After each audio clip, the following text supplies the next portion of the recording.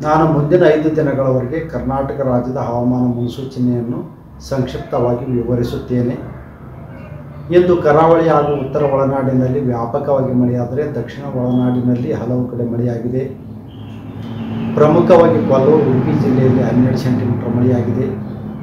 ಕೊಟ್ಟಿಗೆಹಾರ ಚಿಕ್ಕಮಗಳೂರು ಜಿಲ್ಲೆಯಲ್ಲಿ ಹಾಗೂ ಕದ್ರಾ ಉತ್ತರ ಕನ್ನಡ ಜಿಲ್ಲೆಯಲ್ಲಿ ತಲಾ 7 ಸೆಂಟಿಮೀಟರ್ ಮಳೆಯಾಗಿದೆ.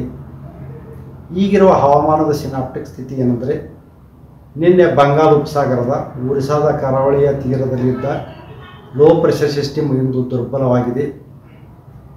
ಎರಡನೇದಾಗಿ ಪೂರ್ವ ಅರಬ್ಬಿ ಸಮುದ್ರದ ಗುಜರಾತ್, ಮಹಾರಾಷ್ಟ್ರ, ಕರ್ನಾಟಕ ಹಾಗೂ ಕೇರಳದ ಕರಾವಳಿಯ ಉದ್ದಕ್ಕೂ ಇದ್ದ ಟ್ರಫ್ ಮುಂದುವರೆದಿದೆ. ಶಿಯರ್ ಝೋನ್ 20 ಡಿಗ್ರಿ ಉತ್ತರ ಅಕ್ಷಾಂಶದಲ್ಲಿ 3.1 ಮತ್ತು 5.8 ಕಿಲೋಮೀಟರ್ ಎತ್ತರದ ಮಧ್ಯದಲ್ಲಿ ಇದೆ.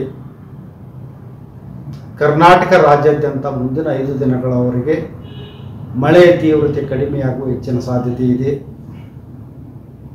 ಕರಾವಳಿ ಜಿಲ್ಲೆಗಳಲ್ಲಿ ಜುಲೈ 21ರಿಂದ ಜುಲೈ 25ರವರೆಗೆ ವ್ಯಾಪಕವಾಗಿ ಮಳೆಯಾಗುವ ಹೆಚ್ಚಿನ ಸಾಧ್ಯತೆ ಇತ್ತು.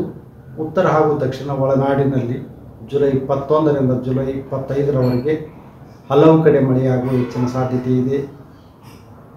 ಉತ್ತರ ಕನ್ನಡ, ಉಡುಪಿ, ದಕ್ಷಿಣ ಕನ್ನಡ ಜಿಲ್ಲೆಗಳ ಕೆಲವು ಕಡೆ ಭಾರೀ ಮಳೆಯಾಗುವ ಸಾಧ್ಯತೆ ಇದ್ದು, ಜುಲೈ 21ರಿಂದ ಜುಲೈ 23ರವರೆಗೆ ಯೆಲ್ಲೋ ಅಲರ್ಟನ್ನು ಘೋಷಿಸಲಾಗಿದೆ. ಬೆಳಗಾವಿ, ಬೀದರ್, ಕಲಬುರಗಿ, ಯಾದಗಿರಿ, ಶಿವಮೊಗ್ಗ, ಚಿಕ್ಕಮಗಳೂರು, ಹಾಸನ ಹಾಗೂ ಕೊಡಗು ಜಿಲ್ಲೆಗಳ ಕೆಲವು ಕಡೆ ಭಾರೀ ಮಳೆಯಾಗುವ ಸಾಧ್ಯತೆ ಇದ್ದು, ಜುಲೈ 21ರಂದು ಮಾತ್ರ ಯೆಲ್ಲೋ ಅಲರ್ಟನ್ನು ಘೋಷಿಸಲಾಗಿದೆ.